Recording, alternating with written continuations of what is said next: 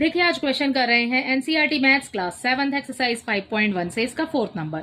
The fourth question is find the angles which is equal to its complement. आपने angle find करना है which is equal to its complement. ठीक है, सो complement angle कौन से होते हैं बेटा? सम ऑफ टू एंगल्स होता है जो 90 डिग्री का होता है। ठीक है, अगर हम दो एंगल्स को प्लस कर लेते हैं और हमारे पास उसका टोटल अगर 90 डिग्री आता है, इट मीन्स कि वो हमारे पास कॉम्प्लीमेंट्री एंगल है। ठीक है, अगला देखिए, यहां पर आगे देखिए, यहां पर आपको एक भी एंगल नहीं दिया है, मैंने आपको बोला सम ऑफ टू एंगल्स। ठीक है, दो एंगल्स का जोड़, लेकिन यहां पर तो आपको एक भी नहीं दिया हुआ। तो हम सबसे पहले अपने एंगल फाइंड कर लेंगे, लेट कर लेंगे, हम उसको मान लेते हैं एक्स। ठीक है, एक एंगल ले रहे हैं हम, let the angle be x. ठीक है, अब कॉम्प्लीमेंट क्या होता है? ठीक है, कॉम्प्लीमेंट्री एंगल क्या है? 90 डिग्री। किससे बना? दो एंगल के जोड़ से बना। ठीक है, जब हम दो एंगल्स को प्लस करेंगे सो हमें कॉम्प्लीमेंट्री मिलेगा।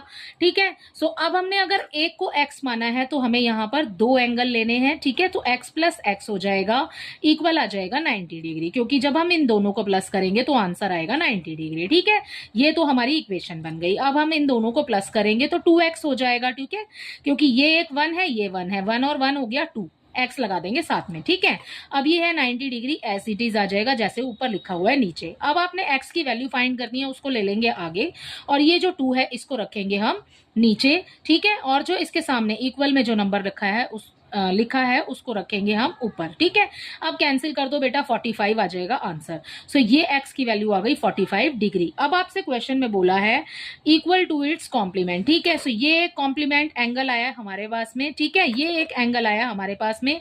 कॉम्प्लीमेंट्री कैसे बनेगा? जब दोनों को प्लस करेंगे तो 45 प्लस 45 हो जाएगा, सो ये हो जाएगा 90 डिग्री। ठीक है, सो इसके इक्वली बोला है, सो 45 ही होगा अगला। ठीक है, क्योंकि हमने दोनों को ही एक्स माना है।